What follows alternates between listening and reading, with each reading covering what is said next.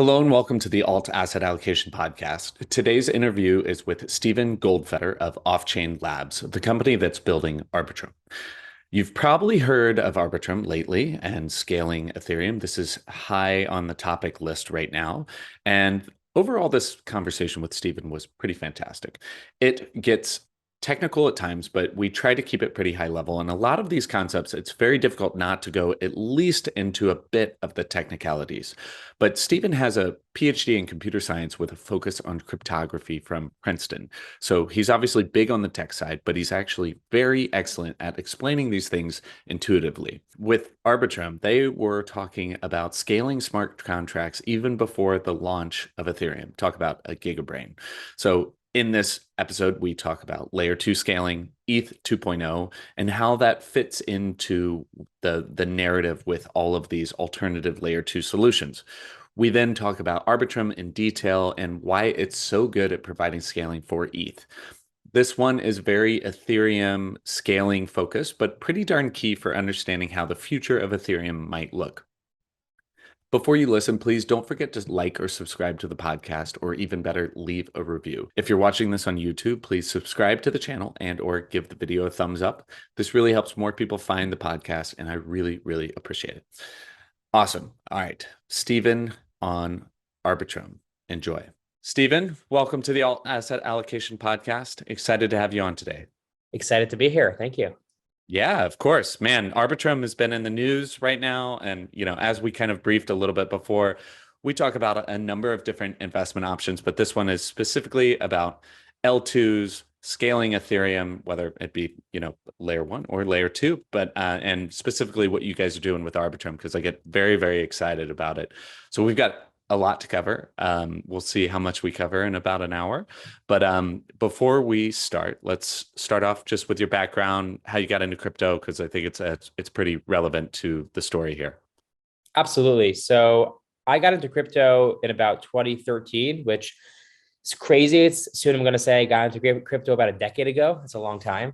And I got in doing my PhD at Princeton in cryptography and computer science. My interests were cryptography. And my PhD advisor was getting into blockchain, and crypto was Bitcoin at the time. And I sort of went along with him for the ride. This predates Ethereum, predates really smart contracts. Really, back then it was about Bitcoin, but was fascinated by the technology and really fascinated by the intersections of cryptography and cryptocurrencies or blockchain technology. And obviously those sound obvious, but like crypto is, cryptography should have overlap. But really a lot of the early people in the space came from different places. Some came from cryptography, some came from mechanism design, game theory, some came from the finance side. And it was really a meeting of the minds in different places. But anyway, fast forward. So I did a bunch of work at Princeton on securing cryptocurrencies around MPC wallets, threshold signatures, if that's a term that means something to someone. The idea is splitting your keys and securing them, because back then the concern was your wallet, your keys, your wallet. It's a great thing. It means you have ownership, but it's also a dangerous thing. It means if my computer gets wiped or something like that happens, then you lose access to your money. And building systems where you can split your key and split control were very, very important to mainstream adoption. And we're seeing this today with companies like Fireblocks that are offering these services to companies. So I was, involved in building the early technologies that companies like Fireblocks went and used to implement these MPC wallets at Princeton, and to several interesting projects as well. One of them, of course, was Arbitrum, and Arbitrum dates back to about 2013. For my co-founder Ed Felton, Ed was a professor at Princeton at the time, and he was interested in scaling smart contracts. And it's funny because if you contextualize the time, Ethereum didn't exist. There were no smart contracts. Actually, the first public mention you'll find of Arbitrum was a class project at Princeton where Ed pitched his idea and was leading this project with some undergrads really taking charge. And they ran with Arbitrum for a class semester. And if you look on YouTube, you actually find the video. And this video is from January 2015 from the fall 2014 Princeton semester. And that itself predates Ethereum by about 6 months. So Ed was really fascinated by the problem of scaling smart contracts well before any smart contract platform existed. Ed went off to the White House, came back in 2017. That's when Harry is my third co-founder, said, "Hey, Ed, let's pick up that project and build a research paper out of it, which we did at Princeton, published that in 2018. That's August 2018 was when the conference happened where we published the Arbitrum paper, also when the company was founded. And it's just after, we're in September now. So just over 4 years later, here we are. And Arbitrum exists and has lots of users and is delivering scale to people. So that's a condensed version of mine and Arbitrum's background all in one. So there you go. Well, I mean, it's an incredible story. Just that, like, all the stuff you were doing with private key management. I tell people all the time, you're either going to, like, if you have your own private key, you're going to design some system that's so complex that you'll forget it and you won't be able to access it. Or it'll be so simple that somebody will hack you and steal all of your crypto. So either way, thinking about that, especially at that time, was very, very important. And then thinking about scaling smart contracts before they even existed at the scale that they do today. I mean, definitely want to get into more detail of like where you guys think the world is going, because you have a knack for kind of thinking about these things before the mainstream does. Well, the nice thing I'll tell you about building a platform, which is what we're doing today at Arbitrum, is we don't really have to guess that much about what's next. If you would have asked me 3 years ago, hey, is DeFi going to be what it is today? I probably would not have guessed it. Are NFTs going to be as explosive as we've seen them today? I definitely would not have guessed the level of excitement and engagement around that we're seeing today. And I'm sure I won't guess all the things that are going to happen in the next six months or a year from now. But the nice thing about building a platform is our job is relatively easy, not easy to pull off, but easy to, we know what people want. No one ever says to me, hey, Stephen, can you make the fees a little bit higher? They're just too low right now. And no one says, can you slow down a little bit? Like, my confirmation came too fast. I need more time, in between when I press the button and when I hear back. Like, so we know what our job is. We have to make the user experience better, onboarding better, faster transactions, cheaper transactions. And that's really going to enable more and more innovation, because the lower you get prices and the better you get usability, the more applications that are priced in and become included and possible on the blockchain. So I'm very, very fortunate not to have to guess, at least on the application layer, what's needed, because there's so much that you can do with this technology. And I'm glad that there are many people that are a lot smarter than me that are thinking around these things and coming up with great applications. All right. So today is September 14th, and it is a historic day within the cryptocurrency world, definitely the Ethereum world, when Ethereum transitions from proof of work to proof of stake. Today's the merge. So there's countdowns everywhere. I'm not sure how you're spending your merge party evening. We're kind of watching dashboards and explorers, but it's a pretty historic day. Absolutely. And I will definitely be there watching the dashboards and explorers as well. The funny thing is, so much work has been done to get to this point. There's not that much that people are doing today. Most people are just waiting and really cheering. And even I was speaking earlier with one of the core developers that really put a ton of work for years and years working on making the merge possible. And I say, so what are you doing today? I'm like, yeah, I'm watching. It's very, very calm right now, and hopefully it will stay calm. And I'm sure that it will. I'm sure the merge is going to be, fantastically successful. But I will definitely be there watching with everyone else and cheerleading as well. Super excited. And the nice thing for layer twos like Arbitrum, we will inherit all the benefits of the merge, the environmental aspects and benefits, but everything should be extraordinarily smooth, not expecting any downtime, and hopefully things will just continue to go really, really smoothly. Which is incredible in and of itself. So hopefully everything, fingers and toes and all of the things. But this is perhaps a good transition. So let's talk about your thoughts on the merge and kind of ETH 2.0. And how layer twos kind of fit into all of this. And actually before, let's kind of broadly talk about scaling Ethereum, whether it be layer one, layer two, but would be curious how you think about all of this in terms of layer twos and how they fit into the future of scaling Ethereum.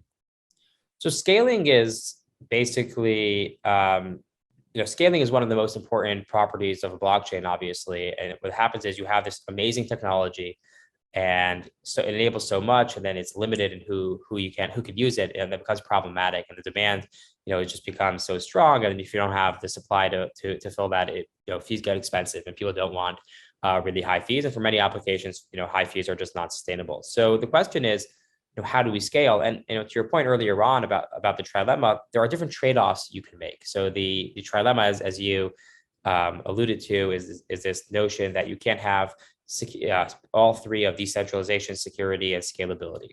And Ethereum makes the choice, really the very explicit choice to sacrifice, I'll say, not sacrifice, but on the base layer to give up on scalability and really go as strong as possible on security and decentralization. Other layer ones say, hey, we're going to scale by limiting decentralization. And let me explain why those things are so connected. And the reason is, what is decentralization? Basically means a lot of people are looking at the code. A lot of people are looking at the execution. There are a lot of people verifying that, hey, this is correct. Ethereum is correct. And the more people that can verify and run nodes, right? Nodes are the software that people run to actually verify the correctness of Ethereum. So they're not relying on, oh, someone told me that Ethereum is acting correctly, but I am actually participating in the network. And if I see something wrong, I will raise my hand and I will make noise via on-chain or off-chain somehow, via some process, and I will, verify this and be noisy if it's wrong. That's, a really, really critical to decentralization and security.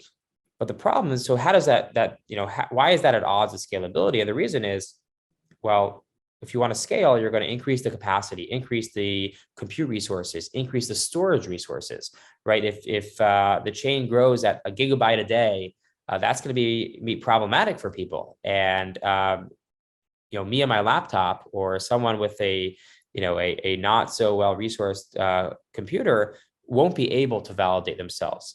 And so the more you put scalability on this base layer, the more requirements you put on these validators or on these node operators, the harder it becomes to run one. And that's why, so the more you try to scale directly by just saying, okay, process more, add more data, do more computation, then the bar to entry becomes much higher. And you can have a fully decentralized system, but asterisk, it requires a data center to participate in the network and to validate. So sure, in theory, anyone could go and build their data center. It's permissionless because I don't need anyone's permission to go and buy a data center, but most people aren't able to go and buy a data center and do that. And I'm being extreme, of course. There's a spectrum here. There's a long way between a laptop and a data center, and I understand that. But that's sort of why this fundamental trade-off exists. And Ethereum really goes on wanting regular people to be able to run nodes and validate the network. And then the question is, so then you have to keep the requirements very, very low, because the network is going to be as slow as the slowest computer you want to support, because every machine, at least in the current designs, everyone is fully validating. Everyone is validating everything. So I might have a supercomputer, but if I want you to be able to validate on your laptop, then I can't run my supercomputer faster than your laptop. And that's where this tension comes from. So the question is, well, how does Ethereum scale? If it really wants to keep decentralization, it really wants to keep this security, how does it actually scale? Because it needs to scale. And the answer is that's where layer twos come in. And layer two platforms are basically blockchains that sit on top of blockchains. So layer twos sit on top of layer ones. Here, the layer one for Arbitrum is Ethereum. Arbitrum is secured by Ethereum. It's a blockchain that doesn't have its own consensus mechanism and actually relies on Ethereum. You could think of Ethereum as the referee. Ethereum validates whatever happens in Arbitrum, but somehow, and I'm happy to get into the details of somehow, Ethereum is able to validate what happens in Arbitrum even without doing all the work itself. So Ethereum is you're able to use Ethereum capacity much more intelligently and much more compactly, I'll say. So you're able to squeeze a lot more in. So Ethereum is validating what's happening on Arbitrum and therefore providing security. But at the same time, Arbitrum can process a lot more. And that's where the layer two paradigm comes from. We want to keep the security and decentralization, but where do you get the scalability? You get the scalability on layer two. So how we solve the trilemma? Well, basically, because you have all three in this two-layered system. Security and decentralization come from layer one. The scalability comes from layer two, but together you have the ideal solution. Yeah, and fantastic overview. And I won't go into the details on rollups and how they work and how they differ for some of the other options. I'll link some of those things in the show notes, but I think it's probably a bit too technical for most of the audience. So I'll brush over those and drop some relevant links. Surprisingly, Ethereum their section on layer twos is very, very helpful. So I'll drop that one. And then you guys, of course, have a ton of good literature on it. So I'd be curious in terms of, there's a number of different layer twos. And what I would add is one kind of mental model that I use here is like Ethereum's like a highway. It gets busy. There's a lot of traffic. So these layer twos are like additional highways that kind of plug back into that main highway. But the key is that main highway is the main road that you're traveling on. That kind of helps me at times. Is that accurate? Because I keep using that. Hopefully that's not too bad. Yeah, I mean, obviously there's nuances, and every time you have an Right. analogy, some nuance will get lost. But I think it's pretty helpful, definitely, that you have this, yes, this secure base, and then you have these sort of additional lanes, and you know, maybe these additional lanes are higher up, and they're built on like pegs that like are all coming down. So you can, I'm getting a little bit carried away Yeah, here, yeah. but I'm saying, yeah, you'll always lose a little bit of the analogy, but I think it's very helpful for sure. The point is that they're rooted to that main highway, that L1 Ethereum. But I'd be curious your input. So there's a number of different versions of layer twos, kind of all working to scale Ethereum. And I'd be curious how you kind of view these. Are they competitors, collaborators? Are you working together? Is it all like an experimentation and there'll be one kind of to win them all? So just kind of on the multiple L2 scaling solutions that exist. So the answer is it's a little bit of everything. Definitely, there's competition here. At the same point, for those who aren't in the Ethereum community, it's extremely collaborative. So even those that you compete with, you're often friendly with them, and it's a really, really collaborative community, and everyone's sort of working towards the same goals. And even more concretely, there are certain shared goals that we all want to happen, that will help us all. For example, we talked about the merge happening, well, today when we're recording it, and there are, Ethereum has a long roadmap of things that are going to happen after the merge. Many of them will help rollups. One of them is what's called data sharding, or different forms of sharding that will make data costs on Ethereum much cheaper. Rollups like Arbitrum post a lot of data on Ethereum. So if the cost goes down to post that data, the cost of using Arbitrum and other rollups will go down. So those are initiatives that we're all very, very much aligned on. And even things like the merge itself, we're very, very aligned on. So we have a lot more common ground than you might imagine. But of course, there are different solutions, often experimenting in different parts of the design space. And something you mentioned earlier on, there are different trade-offs, and that's okay. And even Arbitrum itself, we have two chains actually. We have the Arbitrum 1 chain and Arbitrum Nova. Arbitrum Nova is even lower fees than Arbitrum 1 and optimized for gaming and social. Arbitrum 1 is slightly higher fees, but has full roll-up security and is optimized for DeFi and some NFT projects, like higher value NFT projects. And that's okay. So I don't think it's even, I wouldn't say it's a winner takes all market, that there's going to be one that kills them all, because I think there actually will be different chains optimized for different purposes. And even if your universe is only Arbitrum, we already have two chains that do that, if that makes sense. Yeah, and I'll get into the multiple chains because I think that's probably its own separate discussion and very, very fascinating. But I'd be curious if you see, I mean, looking at TVL numbers, and I'll drop these in the show notes, but there's a lot of ETH and value locked up on these layer twos. Have you started to notice a bit of like brand loyalty or L2 maxis in the ecosystem, the way that we see kind of on competing L1s and different Web3 ecosystems? Yeah, there definitely are a lot of excited people out there, and people that form very strong opinions. Sometimes for different reasons. Sometimes it's, maybe because they have an economic stake, like they have a lot of money locked on the platform, or there's hundreds of apps on Arbitrum. So even it might be, it could be like, I have a lot of GMX token, for example. Maybe they'll say, right, that's an app on Arbitrum, as an example, right? We might say, I have some of this token, so and therefore your allegiance can be first, can be primary or secondary, if that makes sense. It could be because and those are both fine. We're building an ecosystem which is more than just us. The ecosystem includes all of our partners as well. But fundamentally, another interesting thing about this space, which might be surprising to someone, is the focus on the technologies. And you have people that become very maxi on a particular technology. Like Arbitrum is an optimistic rollup. There's another type of rollup called the ZK rollups. You'll have people that say, I am an optimistic rollup maxi. Optimistic rollups are the only way to go. And you'll have people say, I am a ZK maxi. ZK is going to win. And you'll have both of these opinions. It's funny. So you'd expect me to be here and say, I'm an optimistic rollup maxi. And I'll probably say that I'll say something a little more nuanced, which is I do believe fundamentally that Arbitrum Nitro, that's our scaling stack, is the best scaling solution that exists. And it's pretty, it's the only general purpose scaling solution out there that's live in production today. And the only, I should say, general purpose rollup that's live in production today. So it's pretty clear that that's the case today. But just 2 weeks ago, we did the Nitro migration where we updated Arbitrum 1, which is our mainnet, our DeFi chain, to Arbitrum Nitro.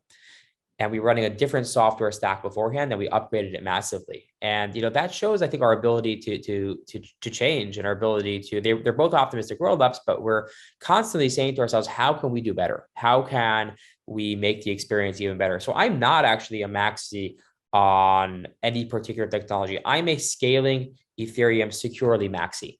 And today Arbitrum Nitro is clearly the answer to that. But if in a year or 2 or 3 or 5, it makes sense to include ZK proofs if their technology matures in Arbitrum, like I would be a big supporter of that, because I'm fundamentally I don't come here and say, hey, I need to use this tool.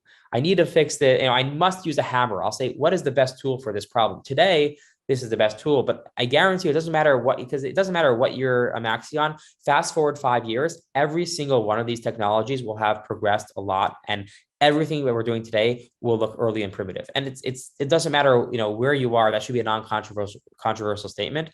And the ability to adapt is so fundamentally important. And actually, that's I think, what the big lesson of today is. That's it right there. It's the merge is Ethereum's ability to adapt. And that's why Ethereum wins, because, in my opinion, because it has a community base, but it has a strong community. It has strong adoption, but it's also not afraid to continue to adapt and continue to innovate and continue to make itself better. And I think we have to do the same thing on the layer 2 space as well. I love that. And I have 2 questions, but I'll start with in terms of like ZK rollups is probably the other very like scaling technology layer 2 that like has the most traction at this point. I'd be curious what aspects of ZK rollups do you like the most, like that is the most appealing to that method of scaling? Great question. The answer is, so we have to get slightly technical. And it's okay to get technical. I mean, the details here are highly technical, so it's okay. Okay. So fundamentally, what is the difference between a ZK rollup and an optimistic rollup? Remember, we all take the data off Ethereum. We all want Ethereum to validate what we're doing, even without doing the work. That's how we scale. Remember, we get the security of Ethereum, but we do a lot more in layer 2 land. And the way we do this is we do things in layer 2 land, and we report back to the results to Ethereum. But the critical point, if you want to get the security of Ethereum, you need Ethereum not to just accept that, but to say, hey, I know I accept that and validate that. Ethereum validates that and says, all that stuff you did in Arbitrum or all that stuff you did in your ZK rollup, that is true, that is correct. I will stand behind that claim. And then the question is, how do you convince Ethereum that all that stuff is correct? Because we're not executing on Ethereum. The whole reason we're taking it off Ethereum is because we don't want Ethereum to run it. And in one word, the answer is you prove it to Ethereum. You say, Ethereum, I am proving to you that this is correct. And ZK rollups offer what they call validity proofs. They say, hey, Ethereum, here's the result. I'm giving you a validity proof, or a proof that it is valid. Here is a proof, done, valid. Optimistic rollups say, here, Ethereum, here's the result. I want you to optimistically just accept it without proof. But if anyone challenges it, I will give you what's called a fraud proof. And that's the core difference. And from a modeling perspective, validity proofs are easier to understand and easier to reason about and have some nice features. Everything just closes out immediately. There's no waiting period. That's very, very nice. So there's definitely the theoretical feature of a ZK rollup that's nice. The problem is that no general purpose ZK rollups exist today, because that magical device that says I did all this computation and here's a proof, it turns out that those are difficult to craft for general purpose languages like EVM, particularly hard for languages that weren't designed for proofs. They run in a different computational model called circuits, and they're really, really expensive to craft. And remember, we're a scaling solution. So if generating a proof is very expensive, that's a problem. Or if generating a proof requires you to change your tooling and use a different language to optimize for proving, that's hard. And there are a lot of really excellent teams that are working on this problem. This is what you might have seen, ZK EVM, right? A ZK version of the Ethereum virtual machine. So having something compatible, but having that's cheap and that supports general purpose, it literally doesn't exist today. There are a lot of teams that are saying they're close, but it doesn't exist today. And just not to, one last point, so it don't confuse anyone. There are ZK rollups that exist today in production, but those are not general purpose. Those are usually for payments, or you can do a single action. It's not that you can go and launch an app, launch a smart contract like you do in Ethereum, or like you could do in Arbitrum. It's you could send a token, to a different address. They're very, very what you call application specific. They're made to do one thing, as opposed to a general purpose platform, or a platform that supports the EVM, the Ethereum virtual machine, or any other virtual machine for that matter. So that's, so in a nutshell, and that's sort of what I was getting at before. There are nice things about the model of validity proofs. It's just our goal is not coming in and saying, I must use a ZK proof to solve this. I'm saying I'm going to use the best technology we can to solve this problem. And today that's Arbitrum Nitro. But hey, if in 5 years from now we've made advances and ZK proving has become cheaper and more compatible, I'll absolutely reconsider it. And I won't eat my words, because I'm excited about that. I'm excited about that future. Remember, my background's in cryptography. I'm as excited about the, developments of ZK proofs as anyone else. And, we'll incorporate that whenever it makes sense. Just today, we don't believe it does. Yeah, and it's great to have smart teams kind of on both sides advancing each different method forward. It's the same thing with like ETH moving to proof of stake. Okay, now the two major blockchains, one's proof of work, one proof of stake. Like that's great, as opposed to just take out mining globally and you stop every blockchain. Diversity is very, very, very important. And, there are lots of strong opinions out there, both ways. I agree. I don't want everyone to, yes, everyone agrees. Then you're being too simple. Yeah, exactly. Or yes. So talking about evolution and learning and changing, Arbitrum with scaling ETH and ETH with the ETH merge, I'd be curious how you think about other layer ones in general outside of the ETH ecosystem. So they've seen what we've been doing with Bitcoin and Ethereum. They've raised a lot of money. They've iterated on some of these design choices and relaunched. So I like how these layer twos, these other additional layer one ecosystems fit into the whole ecosystem, the multi-chain world, kind of your thoughts on that in general. Yeah, so it's, like I said before, it's a design space. There are so many corners of the design space you can explore, and some of these alternative layer ones explore interesting or different aspects of the design space. But the other thing is, I think a lot of them really bet on Ethereum not scaling, Ethereum not being able to innovate itself. There's a lot of, as important to the Ethereum technology is the Ethereum community. Super strong, super important. All the innovation that you'll see in smart contracts, or the vast majority of it, really happens, from my vantage point, happens on Ethereum, and that's because, not only because of the technology, but because the community is really so strong. And when it comes to alternative layer ones, that's an uphill battle trying to fight with the Ethereum community. Now, in a world where Ethereum couldn't innovate, in a world where Ethereum was stuck in time and would not be able to incorporate changes and become, better and more efficient, that might over time push people towards a different platform, right? If Ethereum fees, stayed high for a long time and we had no plan to fix that, then eventually people would say, well, it's not a principle anymore. It's like, maybe I want to stay in Ethereum, but if they just can't make it work for their app, they're going to go elsewhere. But if Ethereum can innovate, I think that and it's proven, today of all days, it's proven that it can. I think that's going to be very, very dangerous for these alternative layer one blockchains. Now, there probably will be certain blockchains that have specific communities around, certain verticals, which have grown, because a lot of the blockchain is about the synergistic co-location, or being able to talk to other apps directly.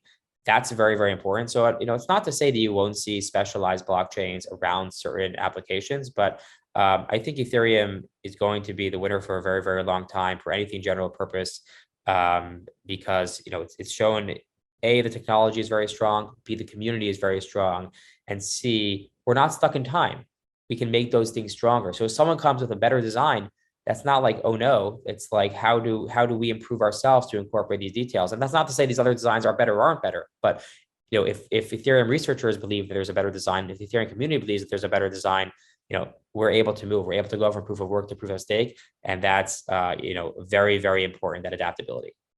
Yeah, love that. And you're obviously super bullish and big supporter of Ethereum and Arbitrum. But if you weren't operating in the ETH Arbitrum layer 2 scaling area, what would be the other layer 1 that would be the most interesting, and why?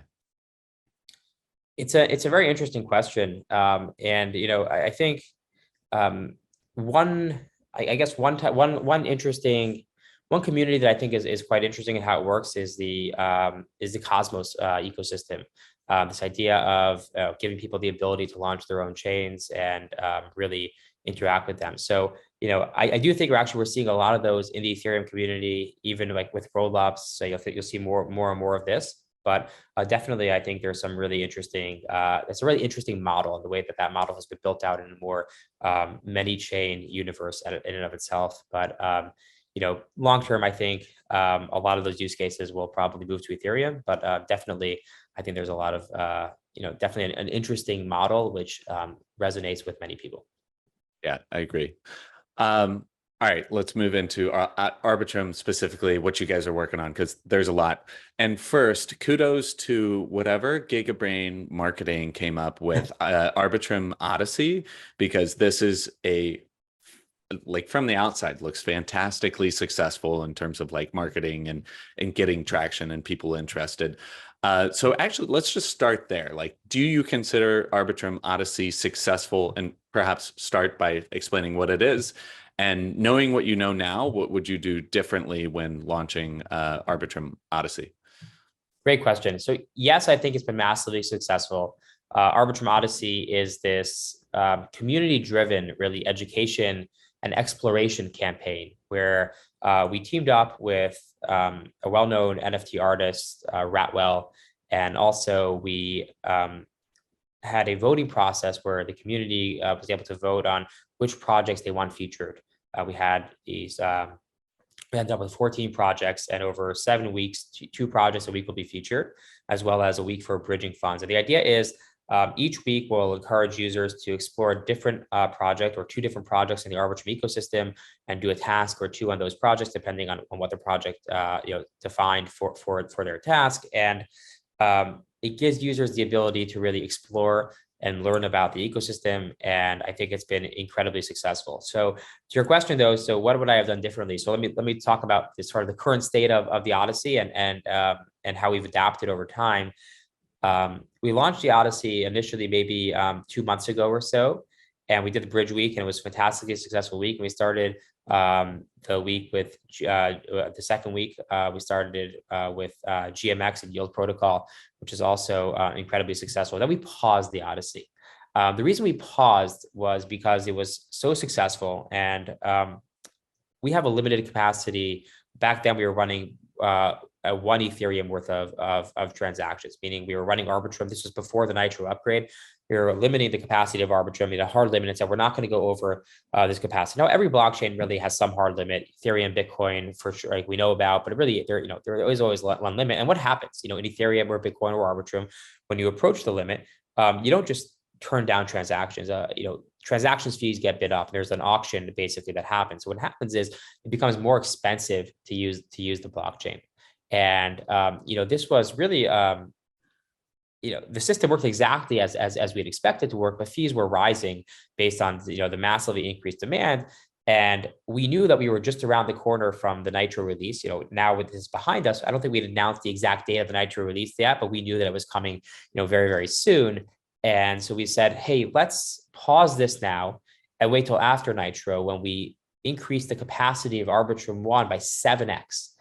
And now what that means is there's still there's always going to be some capacity where fees start to go up, but we've 7x that. So we can handle 7x more of the demand before fees go up. And this, by the way, this is for users that are interested in the Odyssey. There are also going to be users that are doing something else on chain while the Odyssey is happening, and just want to continue having their lower fees. So considering that we knew that was around the corner and we saw so much demand, which, to be honest, blew past our expectations, we decided to put it on pause and to resume it after Nitro.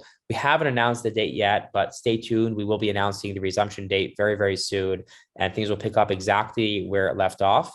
And we will continue the Odyssey and explore parts of the Arbitrum ecosystem. But I'll say one last thing, which is the goal is really for users to explore and learn and encounter new projects. And users have to. I've spoken with users who said, I used GMX during the Odyssey for the first time, and I haven't left. I just stayed there and kept on using it, and that's a success case right there.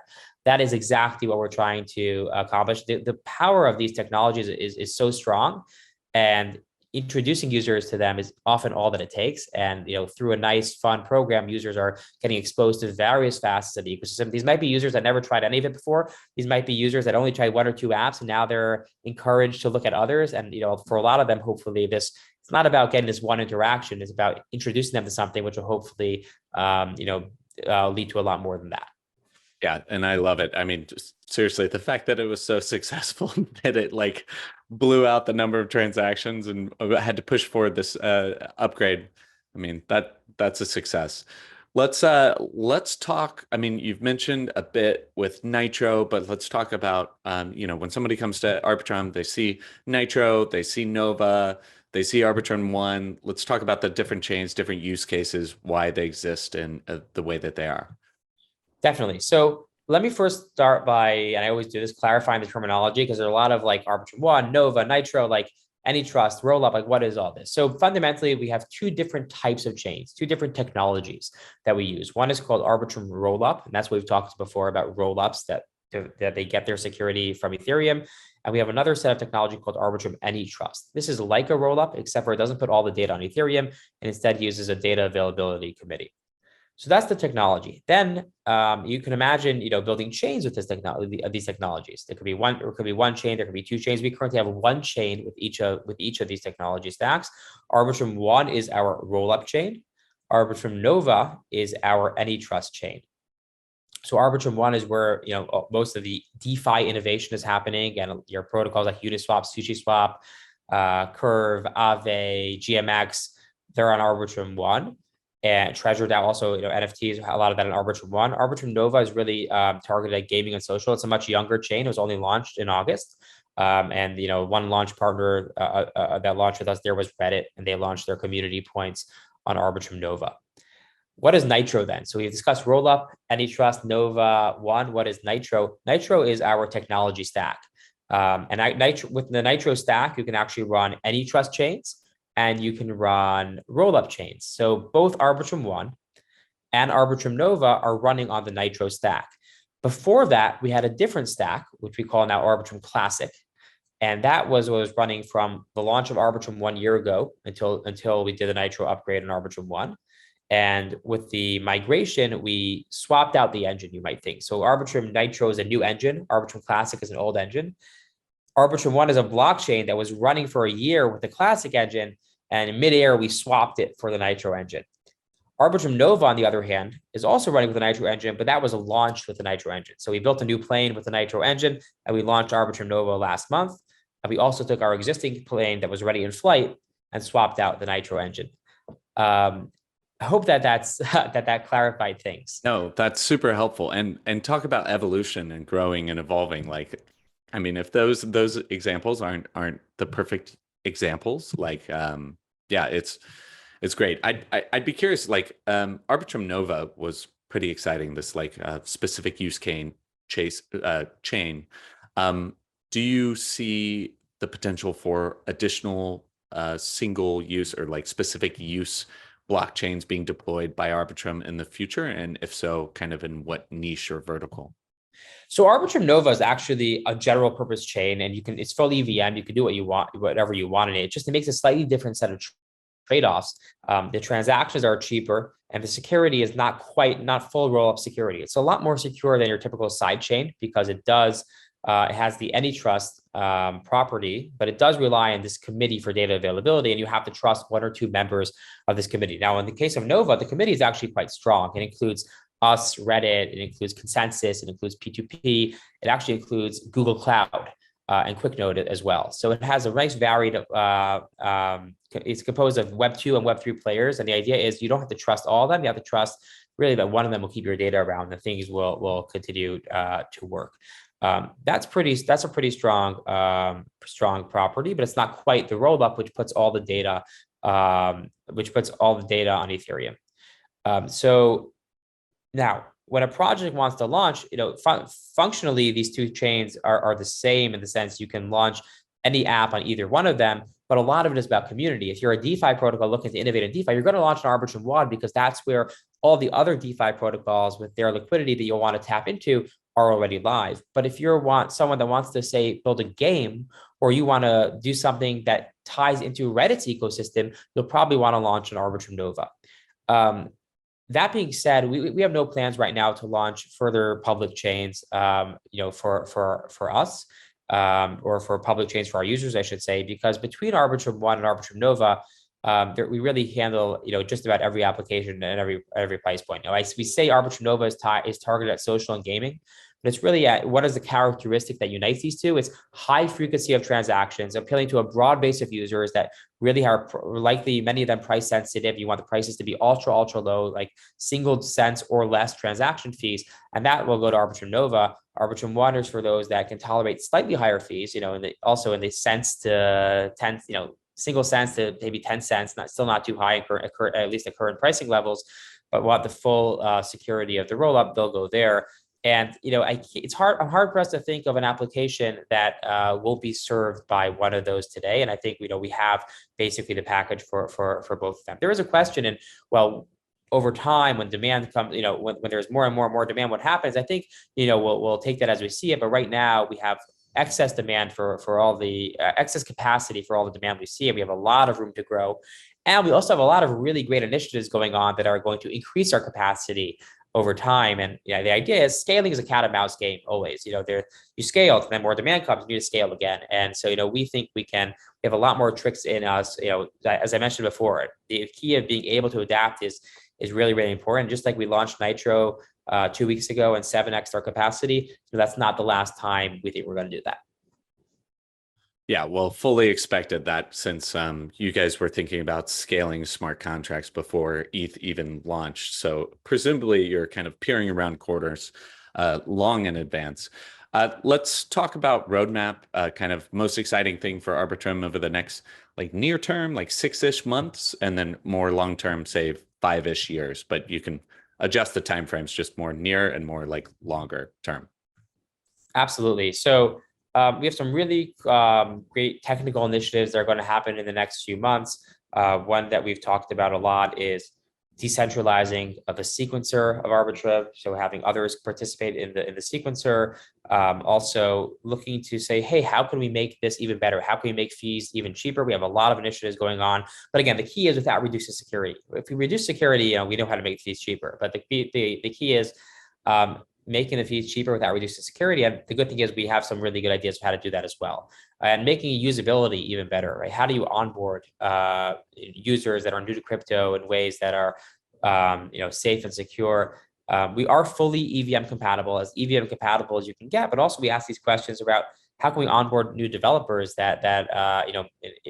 so we want to remain EVM compatible, remain fully EVM compatible, but can we also have a forwarding system to make it easier for other developers to onboard? We're seeing really global adoption, on the horizon.